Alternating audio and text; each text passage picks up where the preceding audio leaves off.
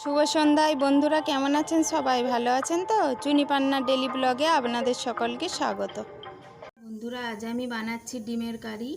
সেই জন্য ডিমগুলো সেদ্ধ করে নিয়েছিলাম। এবার একে একে খোসা ছাড়িয়ে নেব। আমার খোসাটা ভালোভাবে ছাড়ানো হয়ে গিয়েছে। এবার ভালো করে ধুয়ে নেব, নিয়ে রেখে দেব। দেখুন, এইভাবে আমি সবগুলো খোসা ছাড়িয়ে নেব। দেখুন, 4টে ডিম আমি ভালোভাবে খোসা ছাড়িয়ে নিয়েছি। এইভাবে আমি একটা কাঠির সাহায্যে ডিমগুলো এইভাবে আমি চেড়ে নেব, যাতে মশলাটা ভালোভাবে ডিমের মধ্যে প্রবেশ করে।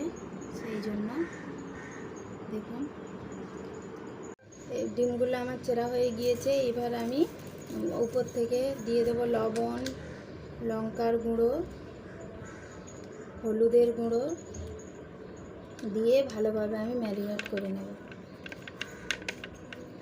দেখুন, ডিমগুলো আমার ভালোভাবে মাখানো হয়ে গিয়েছে মশলা, যাতে ভেতরে ঢুকতে পারে মশলাটা। দেখুন, খুব সুন্দরভাবে।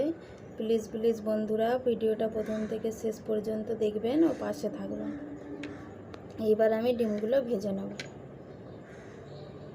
তেলটা গরম হয়ে গিয়েছে। এবার এর মধ্যে ডিমগুলো দিয়ে দেবো, দিয়ে ভালোভাবে আমি লাল লাল করে ভেজে নেব। ডিমগুলো আমার ভাজা হয়ে গিয়েছে। দেখুন কেমন কালার আসছে, আর দেখতেও খুব সুন্দর হয়েছে, যেমন বরফি হয় সেই রকম। এইবার আমি তুলে নেব। দেখুন কেমন লাগছে দেখতে ডিমটা। এইবার আমি তুলে নেব একে একে সবগুলো।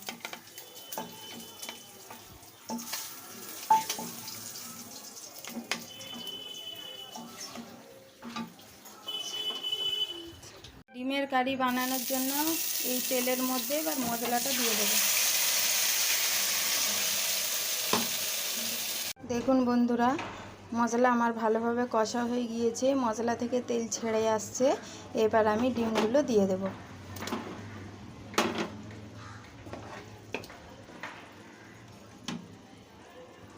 বন্ধুরা, আমার ডিমের কারি রেডি হয়ে গেছে। আমি এবার প্লেটের মধ্যে সার্ভ করব। কেমন লাগছে দেখতে বলুন। যদি প্লিজ ভালো লাগে লাইক করে জানাবেন, সাবস্ক্রাইব করতে ভুলবেন না। ভিডিওটা এখানেই শেষ করছি। আবার দেখা হচ্ছে পরের ভিডিওতে। ততক্ষণ পর্যন্ত সাবধানে থাকবেন, সুস্থ থাকবেন।